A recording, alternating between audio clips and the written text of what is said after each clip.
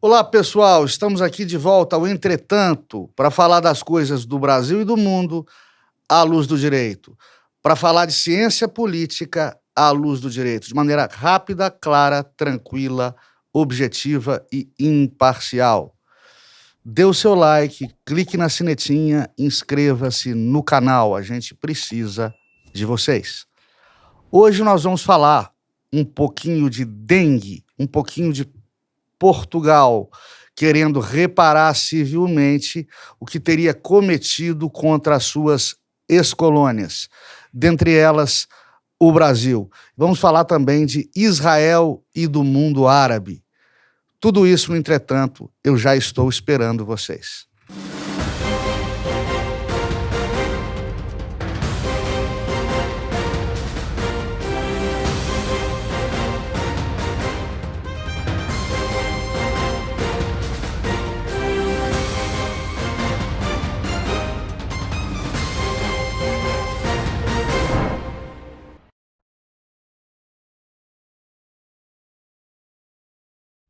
Pessoal, vocês sabem, o entretanto procura explicar o mundo à luz do direito, né? E procura não tomar partido pró ou contra qualquer espécie de escola política, muito menos defender ou atacar por defender ou atacar a instituições.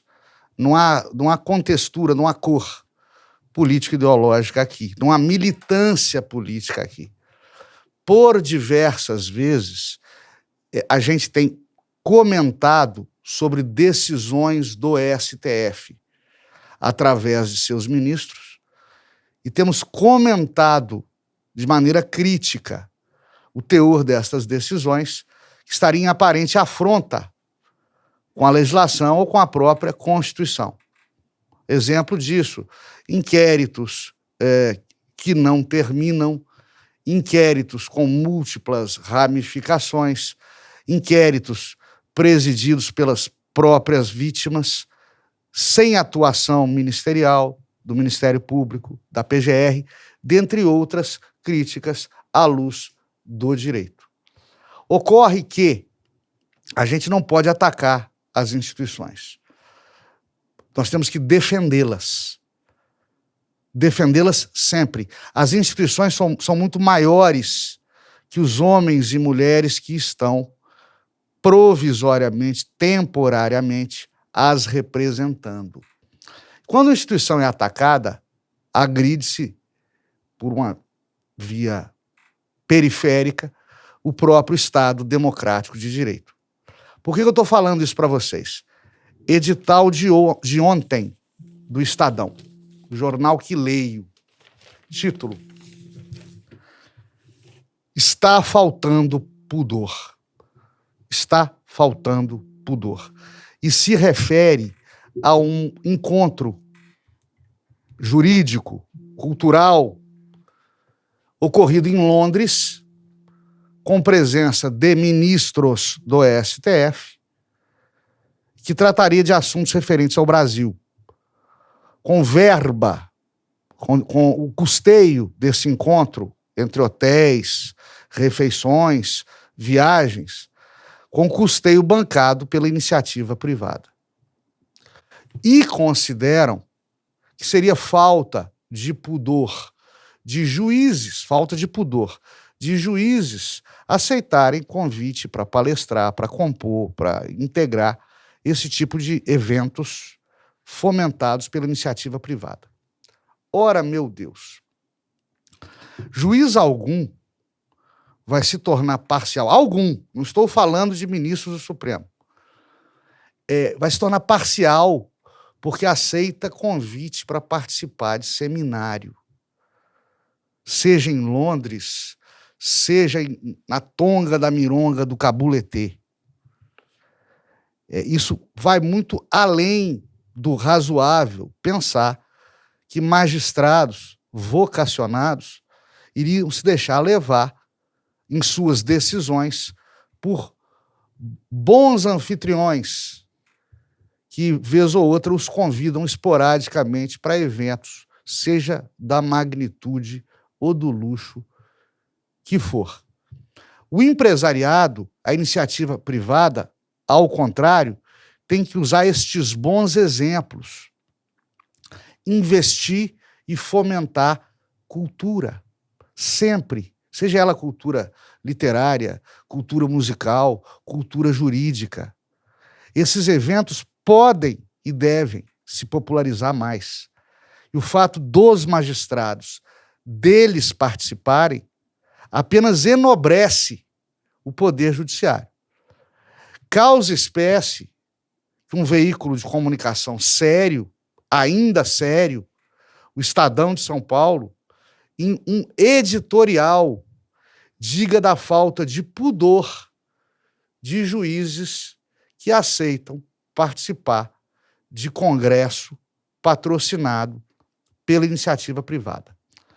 Isso é muito tendencioso e é muito feio. E menoscaba e agride não é o ministro fulano ou beltrano. Menoscaba e agride ao Poder Judiciário, aos juízes e juízas que o integram e representam o Poder Judiciário. Se médicos da rede pública podem participar de congressos fomentados pela iniciativa privada e o fazem, se professores da rede pública podem integrar congressos fomentados pela iniciativa privada e o fazem, por que juízes seriam diferentes? É o tipo de opinião que a gente até respeita, porque respeita a liberdade de expressão. A gente respeita porque respeita a liberdade de imprensa e de opinião da imprensa. Mas esse tipo de opinião não pode ficar, não deve ficar sem resposta, porque é bastante superficial e no afã, no intuito de atingir ao STF, atinge toda a classe da magistratura. Isso tem que ser evitado. Pessoal, Portugal é um semipresidencialismo à la ministro Barroso. Por lá, tanto o presidente Marcelo Rebelo de Sousa, quanto o premier, que é o primeiro-ministro português, Luís Montenegro, falaram recentemente em reparação civil, em proveito de ex-colônias. Dentre elas, obviamente, o Brasil. Também falaram de colonialismo e crimes coloniais. Curioso que eles próprios, o presidente Marcelo, o premier Luís Montenegro, não se utilizem dos retrovisores da história, que a gente fala tanto aqui, em seu proveito, em proveito de Portugal. A gente deve muito, muito a Portugal. Eu pude discursar em uma casa de eventos de gastronomia mineira em Lisboa, com um dono português apaixonado por tudo que venha das Minas Gerais. Ali e então, eu disse o que repito agora e aqui. Devemos muito, devemos demais a Portugal. Graças a ele é que somos um país continental com idioma único, muito embora a língua portuguesa nos isole do restante do mundo. Mas até esse isolamento teve seu lado protetor durante grandes crises mundiais. Portugal também nos deu uma independência relativamente tranquila e sem derramamento de sangue relevante. Por essa ótica, teríamos até que reparar danos a Portugal? Também não. Digamos que nós nos pagamos reciprocamente ao longo de nossas histórias entrecruzadas. Daqui nos levaram riquezas naturais, mas deixaram a civilização ocidental, ou o que dela se desprendeu da periferia da Europa. Já é muito para um país o nosso país se não fosse assim, teria sido fatiado pela Espanha, como a Espanha fatiou a América Hispânica, ou simplesmente explorado pela França. A pátria do iluminismo, né? Fez isso depois, séculos depois, com o Vietnã e com a Guiana. Quando a gente fala de iluminismo francês, eu me recordo que foi um movimento banhado a sangue. Decapitaram os nobres, decapitaram Luís XVI, Maria Antonieta, decapitaram até Robespierre, que era o líder deles. Ou seja, foi violência, brutalidade pela violência, brutalidade. O iluminismo, que viria a ser o pai do marxismo 1,5 século aproximadamente depois. Eu me recordo também de uma frase atribuída a Voltaire, mas que não é do Voltaire, que inseria dentre os ideais iluministas a vontade de estrangular o último rei nas tripas do último padre. A sanguinolência envolvendo o ideal iluminista francês, e que depois entregaria o poder ao ditador Napoleão Bonaparte, que fez guerra com toda a Europa, um aprendiz de Hitler. Foi derrotado, aliás, também como Hitler pelo general Inverno da Rússia, teimou de invadir a Rússia durante o inverno, se deu mal igual aconteceria séculos depois com Adolf Hitler. Ou seja, nós, Brasil, que bebemos no nascedouro da nossa república, do ideal iluminista, teríamos feito muito mais e melhor se tivéssemos aproveitado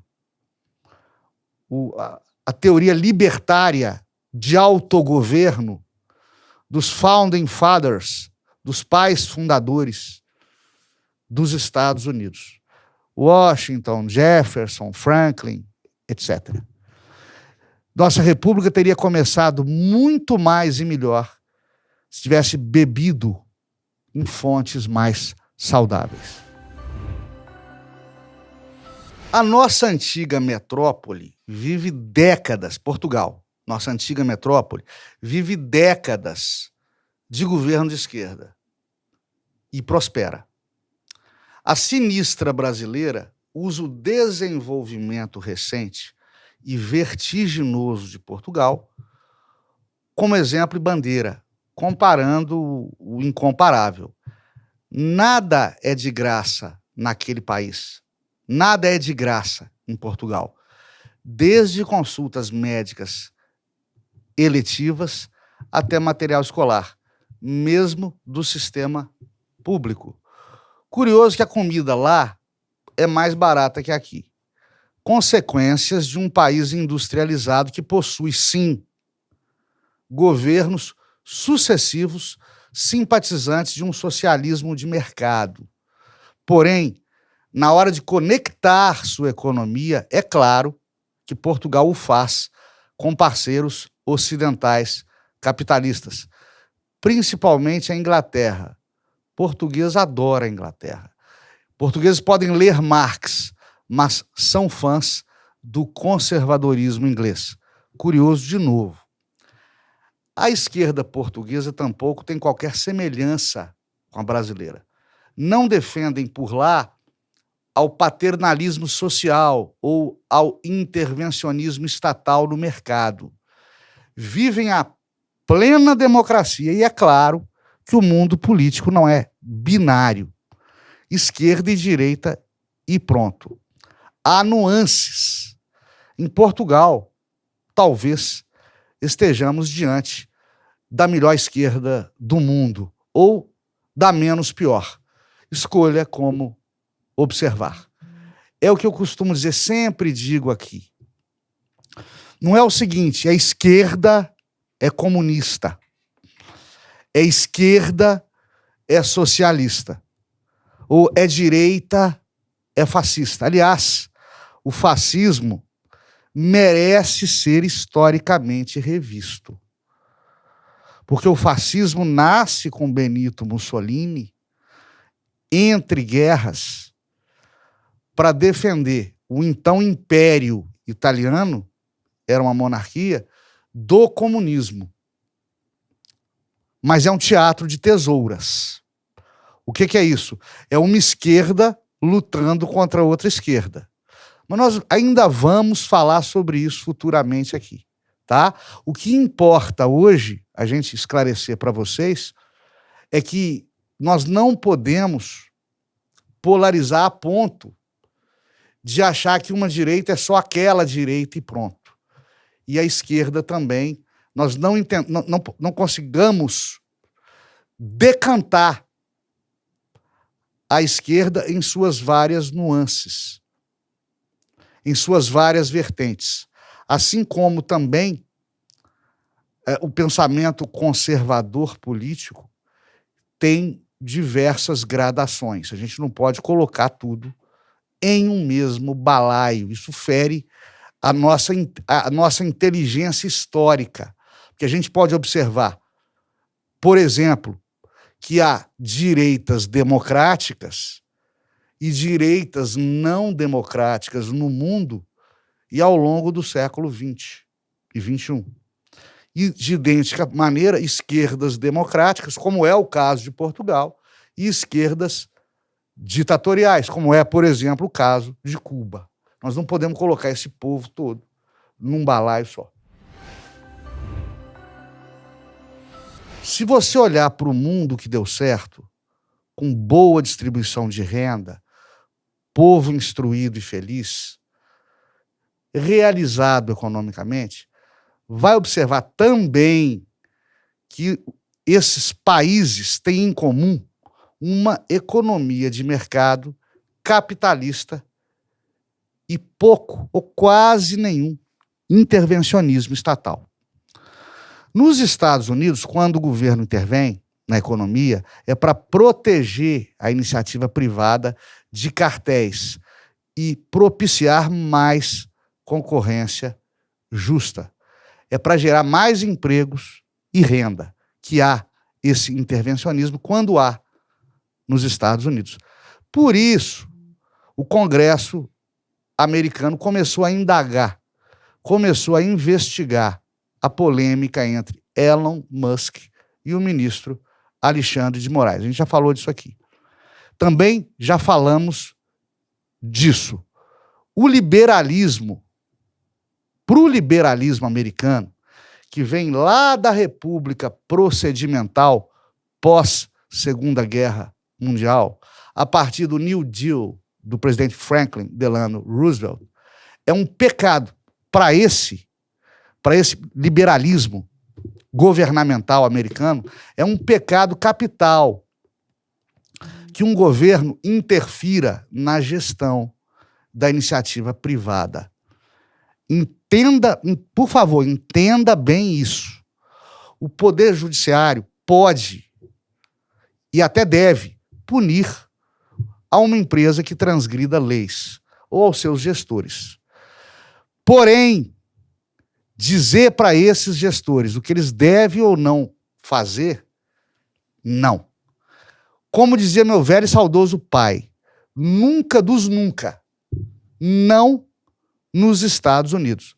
É por isso que Elon Musk, Congresso americano, imprensa norte-americana, se insuflou com a notícia dada pelo Musk de que haveria recomendações do STF, através do ministro Alexandre, determinando que o X, né, antiga plataforma que mudou de nome, antiga plataforma de redes sociais que mudou de nome, que o X cancele este ou aquele perfil, modere essa ou aquela troca de mensagens, censure esse ou aquele assunto como discurso de ódio.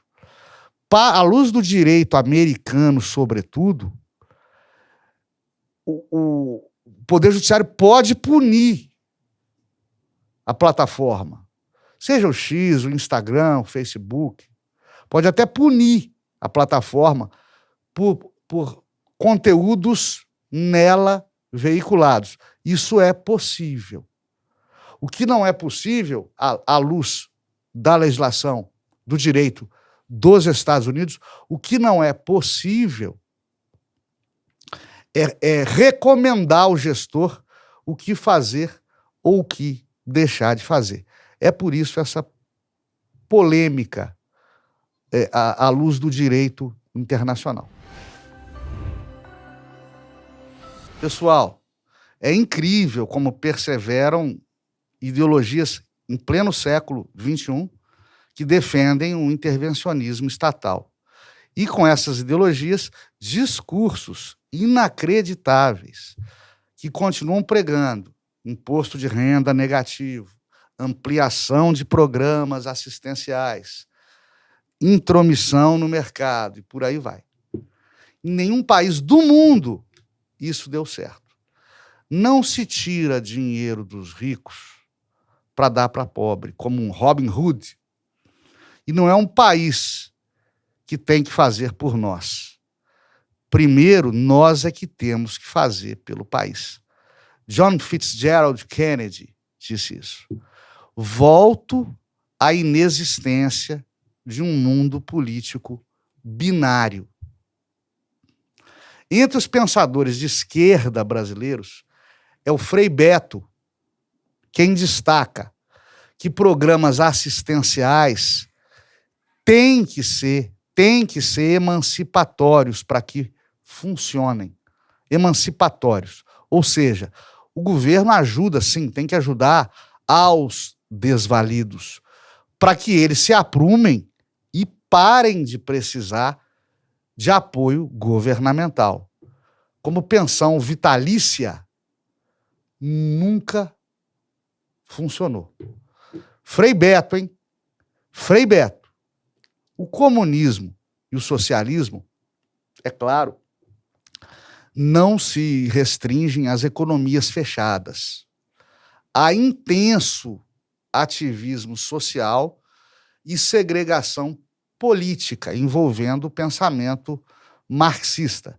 Isso ainda prossegue no mundo todo, que continua polarizado, mas ele foi muito mais polarizado durante a Guerra Fria. Na Guerra Fria, a economia colapsou a União Soviética. Não foram bombas, mísseis, poder atômico, foi, dinheiro. Ali se entendeu que não funciona o intervencionismo estatal na economia. E se insiste com isso até hoje. Alguém disse, é tudo uma questão de economia, seu idiota. E Ronald Reagan, repetiu isso, se referindo ao ex-presidente Jimmy Carter, a quem sucedeu. Ronald Reagan também defendia programas sociais exclusivamente emancipatórios e ganhou a Guerra Fria para o mundo capitalista. Israel é a última esperança da sociedade ocidental judaico-cristã. A última esperança. Se Israel desmoronar, acontecerá aquilo que foi previsto por Olavo de Carvalho, a orientalização do mundo globalizado, a partir da China e das teocracias muçulmanas e da Rússia, da mãe Rússia, do Putin, que deu uma banana para o Ocidente ao invadir a Ucrânia. Com isso, a Rússia, o governo russo, mostrou que não está nem aí para o poderio bélico americano.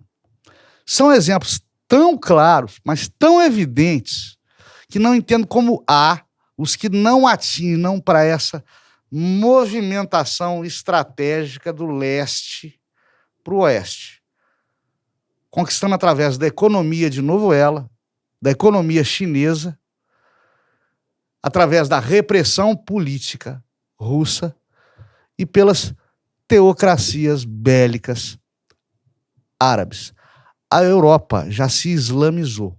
Os Estados Unidos estão sendo obrigados a se defender e a Israel de um mundo árabe hostil que já os atacou de dentro para fora em 11 de setembro. Além disso, a economia chinesa, com trabalho escravo, infantil, ou seja, um procedimento agressivo de mercado, com taxação inexistente para o que exporta, está combalindo, destruindo, ajudando na destruição da economia americana. Isso tudo não é acidental, cara pálida. Sobrou Israel. Democracia, sim, mas fechada ao globalismo do mal. Entendam, por favor, a isso também. O Islã não é ruim.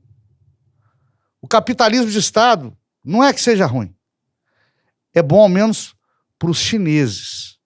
É que nós construímos toda a nossa cultura ocidental por sobre valores que vêm sendo destruídos paulatinamente, pouco a pouco. Essa conversão de, digamos assim, credos sociais não será fácil. Não haverá divórcio consensual de nossas tradições angariadas em 3.000 anos de história. Se Israel cair, decaímos todos. O mundo ocidental precisa de Israel e precisa proteger Israel. As pessoas têm muito preconceito em relação ao Islã e ao credo muçulmano. Pouquíssimas das pessoas que criticam o Corão o leram. Consideram Mohammed, um impostor que usurpa Cristo. Outro equívoco terrível. O Islã aceita Cristo e não vê no cristianismo um inimigo a ser vencido. Para a religião muçulmana, Jesus é um profeta, tanto quanto Mohammed, que aportuguesamos para Maomé. A ignorância tamanha, enorme, com o mundo árabe, que até hoje não distinguem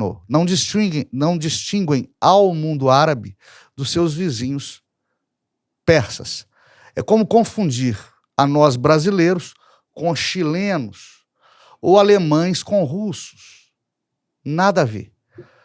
O mundo árabe detém uma cultura milenar, riquíssima, que, no entanto, foi soterrada pelas teocracias. O problema não é ser muçulmano. O problema é viver em um país governado pela religião, o que acaba desembocando em ditaduras e em regimes de repressão civil e política, terreno fértil para os partidos radicais violentos, como o Hamas ou o Hezbollah. É muito legal, eu falo de cátedra, é muito legal ser meio árabe. Eu sou filho de libaneses católicos que fugiram do Líbano fustigados pela perseguição religiosa. Na época que migraram, havia uma teocracia governando o país e que expulsava gente de outra fé. Essa teocracia não pode ser confundida com o islamismo, com Maomé, com o Corão. Você não pode confundir esses governos com o Islã ou com as regras religiosas do Corão. O grande problema é atribuir o controle estatal aos representantes do credo religioso. É tornar sacerdotes reis. O mundo católico viveu isso no auge da Idade Média. Havia exércitos comandados por papas e a civilização ocidental quase desandou em guerras, peste, destruição. Ficamos estacionados séculos sem evolução científica naquela que ficou conhecida como Idade das Trevas. O que nós fizemos? Tivemos que fazer? Laicizamos tornamos laicos os estados ocidentais. Mas, infelizmente, as teocracias perduram em parte do Oriente. Elas é que são o problema, não a fé islâmica. Os países árabes têm cultura milenar, antiquíssima. O povo muçulmano é um povo essencialmente pacífico e ordeiro. A coisa modifica para o mal quando a fé religiosa, seja ela qual for, toma conta dos governos. Nós aprendemos no mundo ocidental, na Alta Idade Média, a não fazer mais isso. Isso não chegou ainda a alguns povos do Oriente. E é nisso que reside o problema. Durante a Copa do Mundo do Catar, foram muitas as críticas, muitas, aos costumes muçulmanos rígidos, homofobia, machismo do mundo árabe islâmico, etc, etc. Detonaram a FIFA por escolher o país de uma ditadura religiosa como país sede do maior evento esportivo do planeta. Isso sem contar a proibição da venda de bebidas alcoólicas nos estádios durante os jogos. Aí o povo, a crônica esportiva, caiu matando. Esse mesmo pessoal, grande imprensa, jornalistas e blogueiros de um certo lado da política ideológica, esse mesmo pessoal agora defende aos países islâmicos de Israel, esquecendo-se convenientemente de que em Israel há democracia, não há homofobia, há políticas inclusivas de gênero e que os judeus é que são vítimas de racismo pelo mundo. Eu não entendo, ou melhor, entendo. Você não precisa tomar partido em Copas do Mundo ou em conflitos políticos ou na vida. Eu sempre defendi isso aqui. O cidadão tem que ter direito livre para decidir. Inclusive, para não decidir, se não quiser. Sem ser apelidado pejorativamente de isentão ou de ficar em cima do muro. Mas, se você tomar partido, seja coerente pelo amor de Deus. E não há coerência quando o discurso é sem conteúdo e proferido somente para agradar as massas. A isso é que se chama populismo. Meu bom amigo Azor Pimenta reside em Miami, na Flórida, há mais de 30 anos. Vez ou outra nos visitamos e ele me deu a alegria de estar comigo semanas atrás. E com ele confirmei o que eu já desconfiava. No calor da Flórida, semelhante ao do nosso Nordeste, há poucos casos de dengue registrados. É doença raríssima lá. Onde há higiene pessoal, higiene pública, onde há desenvolvimento e saúde, pesquisas científicas sérias, fomentadas por governos eficientes, saneamento, esgotos, onde não há áreas sociais de exclusão com condições precárias de higiene, não há dengue. Nesse momento, eu estou com uma amiga muito mal hospitalizada com dengue. Eu próprio quase morri de dengue. Como já contei aqui, aliás. Saber que a dengue não tem a ver só com o clima, mas também com a falta de asseio, de condição sanitária, de higiene, de investimento de pessoas e governos, é fundamental para entendermos o nosso atraso e para lutar contra esse atraso. É isso, pessoal. A gente tem que pôr o dedo na ferida. A dengue surge de sujeira. Tem gente morrendo por causa de sujeira. Sujeira que não tem em países desenvolvidos, mesmo com clima quente. Mesmo com clima quente. E aí, quando investem em cultura, quando investem em informação, quando investem em conhecimento, descem o pau. Descem o pau. Eu discuti com um grande amigo meu, que a Covid levou, e ele dizia um absurdo. Absurdo. Lei de incentivo à cultura, Lei Rouanet. Eu falei com ele, olha, não é absurdo, não. É claro, o uso pode ser deturpado, mas a existência desses programas que fomentam cultura são imprescindíveis para o desenvolvimento da nação. Onde há cultura, há educação e há conhecimento, você não tem problemas de saneamento básico. Você não tem fome. Você combate abismos sociais, ao caos urbano, à insegurança pública. Cultura e educação são tudo, gente. São tudo. E começa nos bancos escolares e nas famílias. Todo investimento público e privado em cultura, em educação, é pouco. E o Brasil não é um país pobre. O Brasil não sabe usar as riquezas que tem e não sabe dividi-las socialmente, o que é um problema histórico, que está longe de ser solucionado. Para terminar, um amigo evangélico me comentou outro dia que eu, quando cito frases aqui, eu não cito Bíblia. Então tem um trecho lindo de Isaías 41, 8 a 10, que trata de Israel e vem a calhar. O Senhor diz ao povo de Israel: você é o meu servo, o povo que eu escolhi. Vocês são descendentes de Abraão, meu amigo. Eu os trouxe dos fins da terra, dos lugares mais distantes do mundo, e lhes disse: vocês são os meus servos. Eu os escolhi e nunca os rejeitei.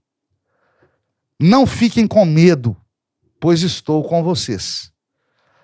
Não se apavorem, pois eu sou o seu Deus. Eu lhes dou forças e os ajudo. Eu os protejo com a minha forte mão. É isso aí, pessoal. Fiquem todos com Deus. Até a próxima. Dê o seu like, se inscreva no canal, manifeste a sua opinião. Ela é muito importante para nós.